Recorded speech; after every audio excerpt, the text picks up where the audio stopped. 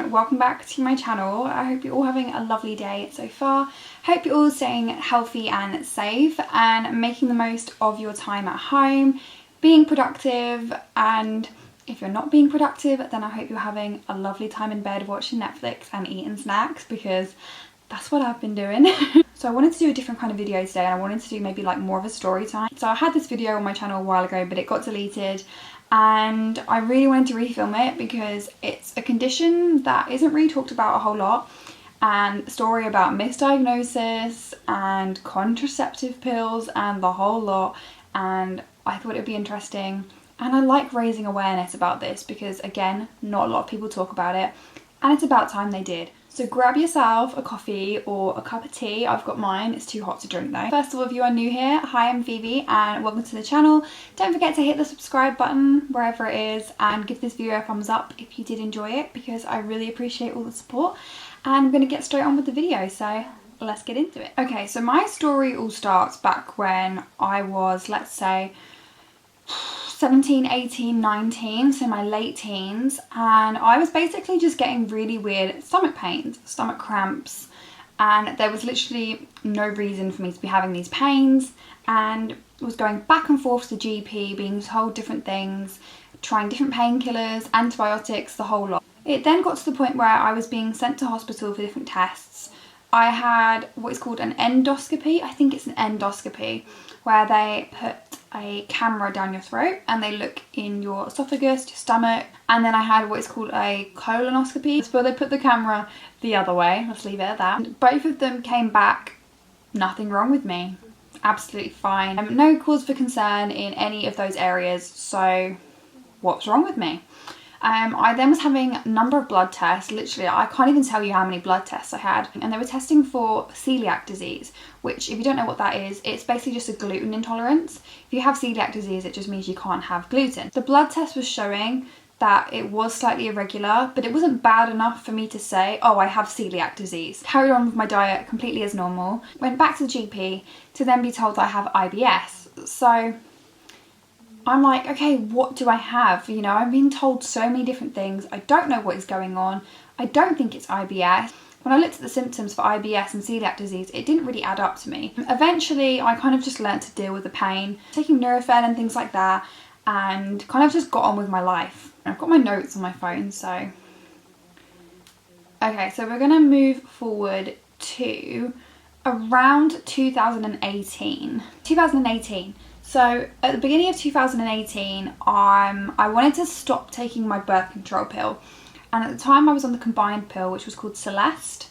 It's the one in the purple box, if any of you are on it. I was fed up of taking it and just wanted to give my body a rest, and was just like, you know what, I've been on this pill since I was 15, 16. I've had enough of being on it. I just want to like give my body a break.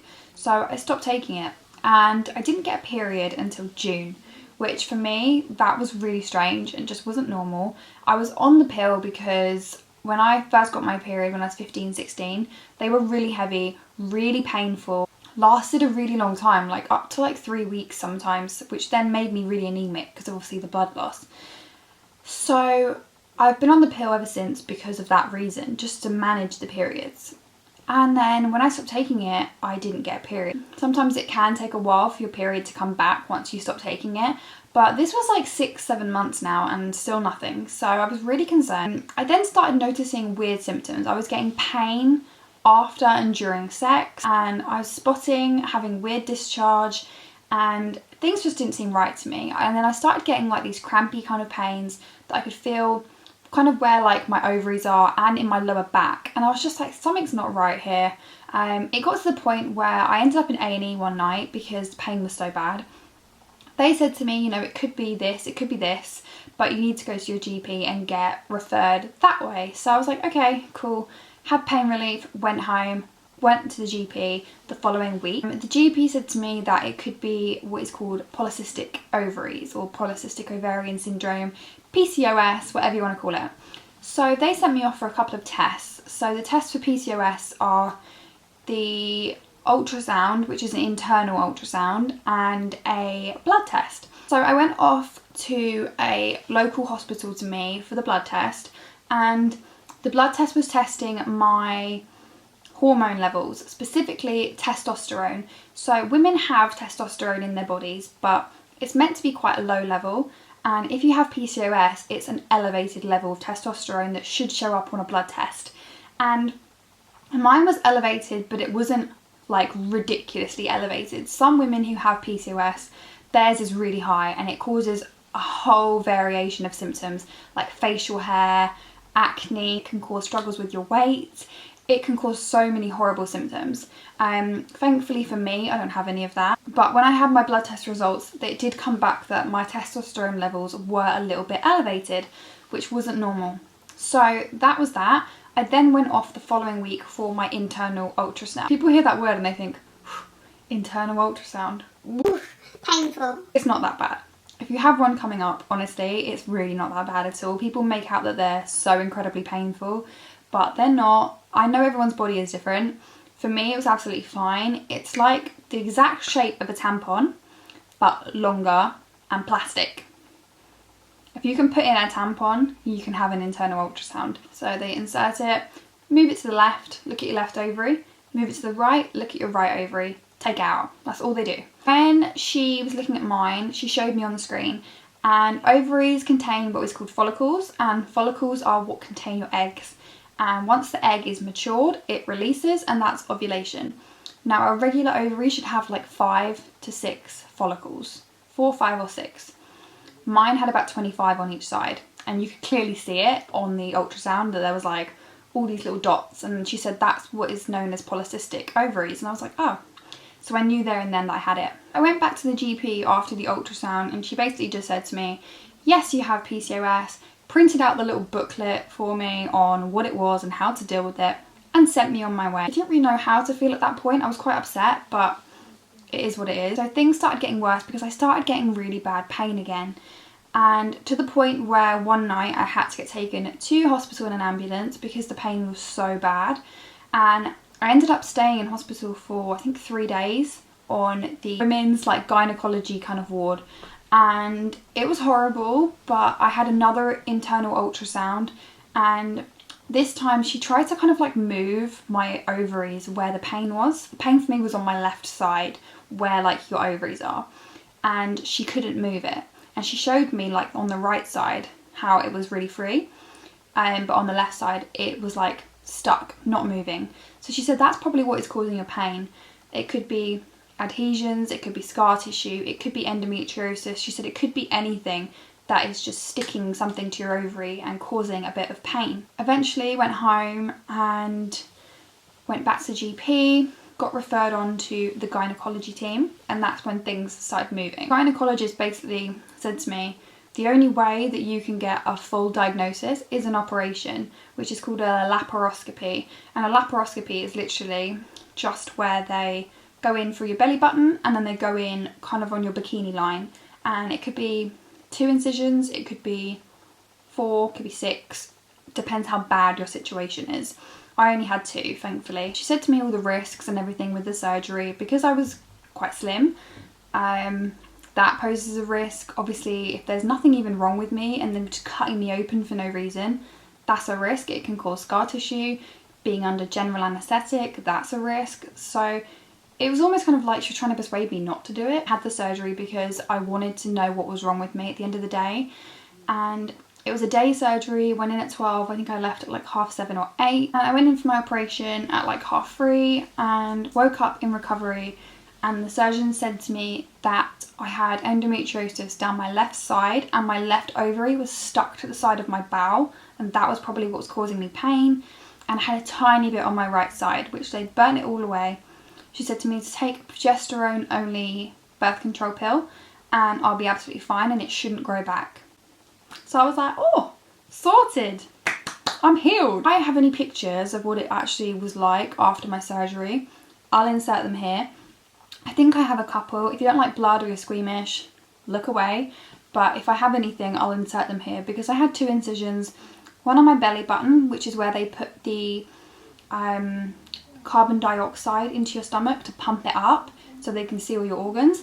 And then one just above my bikini line, which was basically where they went in and burnt away any tissue or endometriosis. the carbon dioxide that they use to expand your stomach, it makes you feel so bloated and just horrible and swollen.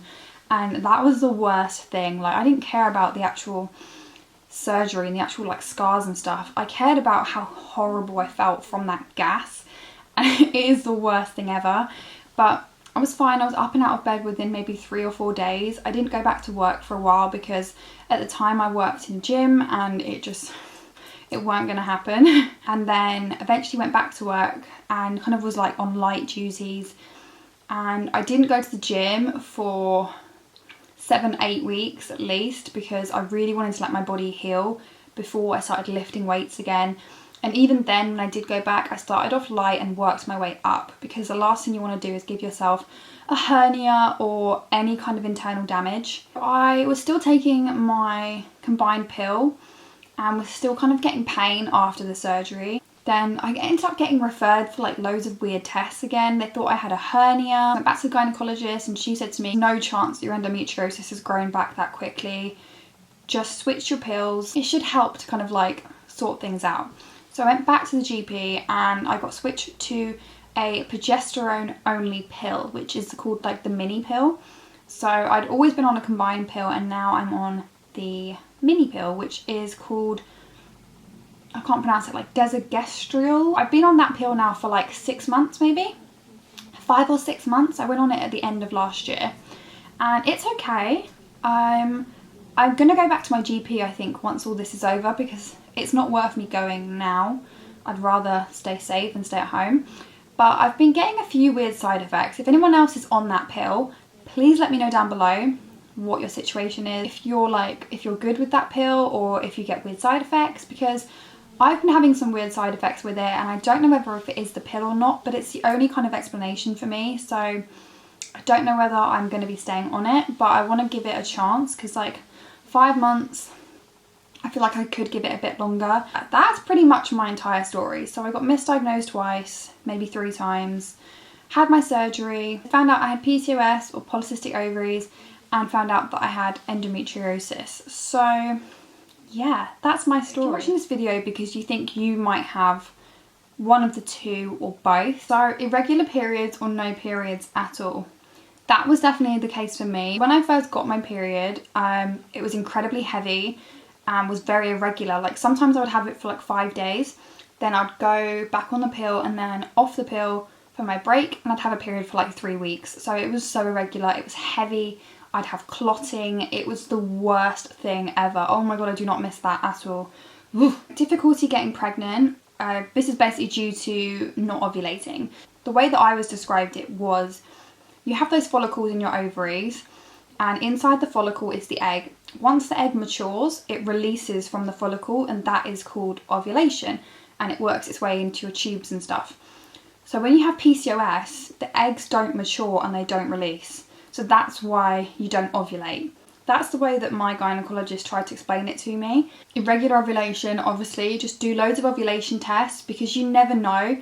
PCOS doesn't mean you're infertile. It just means you're going to be having a little bit more of a struggle to get pregnant. Some women don't have any struggle at all and they have 4, 5, 6 kids with PCOS and they're absolutely fine. Some women have no kids and they are struggling really badly. So it obviously varies from body to body. If you are really not ovulating at all, then you can do what I think is called Clomid therapy, which is the medication that your gynecologist can prescribe for you, and that makes you ovulate. And if that doesn't work, obviously there's always IVF as well. And then for some women, they can get kind of like really oily skin, acne. Thankfully my skin's quite clear, but recently I've been getting kind of like hormonal acne all down my jawline. But some women have it really badly, where they have like cystic acne on their entire faces as well. Excessive hair growth, I believe that is due to the testosterone levels, but on the chest, face, a lot of women suffer really badly with that, and my hearts go out to them because I couldn't deal with that at all. The symptoms of endometriosis include pain in your lower tummy or back, pelvic pain, usually worse during your period. So when I hear that, pain in your lower tummy or back, that to me sounds like the pain that I was having when I was in my late teens and got misdiagnosed with IBS and celiac disease. period pain that stops you during your normal activities. So this is the pain that is so bad, like you can't go to school, you can't go to work, you have to stay in bed. You feel like this pain is taking over your entire body and it is just unbearable. Often as well, no painkillers will touch this pain. You can take as much Nurofen, paracetamol, naproxen, whatever, and it just doesn't work. For me, it got to the point where the only thing I could take was tramadol. And that is so bad because that is such a strong painkiller. Pain during or after sex, feeling sick, constipation, diarrhea or blood in your urine during your period. So that's kind of like when you just feel really bloated and horrible. And then difficulty getting pregnant. You may also have heavy periods. You might use a lot of pads or tampons and you may bleed through your clothes. Treatments include painkillers such as ibuprofen and paracetamol, hormone medicines and contraceptives, surgery to cut away patches of endometriosis tissue, or an operation to remove part of the organs affected by endometriosis, such as a hysterectomy. If this does get worse for me, then I would probably consider having a hysterectomy later in life. Obviously not right now because I do want to have kids, but it is something that I would consider. It sounds really bad as well, but when I was going through all of this, I remember I was at my GP one day, and I have the loveliest GP, she's so sweet. I remember sitting in her office crying, saying to her that I wanted a hysterectomy. And I was 22, 23. I think I was like 23 at the point. I'm 25 now, and I was crying saying I wanted a hysterectomy. At that age, nobody should feel like that. It is horrible. And it just breaks my heart that so many women suffer with this, and a lot of them have been misdiagnosed. A lot of them don't even know they have it. And it is just so bad. I wish there was a cure. Fingers crossed one day someone does come up with a cure for both PCOS and endometriosis. I know there are a lot of things you can do to help. Hot water bottles, oh my god, lifesaver. Acupuncture, yoga, stretching in general. If you are suffering with this, my DMs are always open because I know I've been through it. I'm always happy to talk. There are a lot of really great support groups on Facebook as well. I know because I'm in quite a few of them. There's as many links as I can down below, including the NHS websites for both conditions and any other information that I think is useful. But yeah, I think that is everything that I wanted to talk about. And I really hope you enjoyed the video. I hope it was informative enough for you and you found it interesting listening to my story. If you are going through the same thing, then DM me on Instagram or leave me a comment down below and we can chat, because it's not something that I'd want anyone to ever go through alone. It is so horrible. But yeah, that is everything. I'm going to edit this video now, get into bed, watch a bit of Glee, eat some party rings and probably chill. Maybe take some Instagram photos with this new ring light because this lighting. If you do have any questions, leave them down below or DM me again on Instagram and I might make a Q&A related to this topic. If you have enjoyed the video, please give it a thumbs up because I really appreciate it. That's it for the video. Really hope you enjoyed watching. Thank you so much for all your support on the last video, and I hope you and all your families are all doing really well at home. Make the most of this time, be motivated, get stuff done, because before you know it, we'll all be back to work. I hope anyway. Get me back on that 747. I will see you guys all in the next video. Again, thank you so much for watching and I will speak to you all soon. Bye. I'm a fool for your love.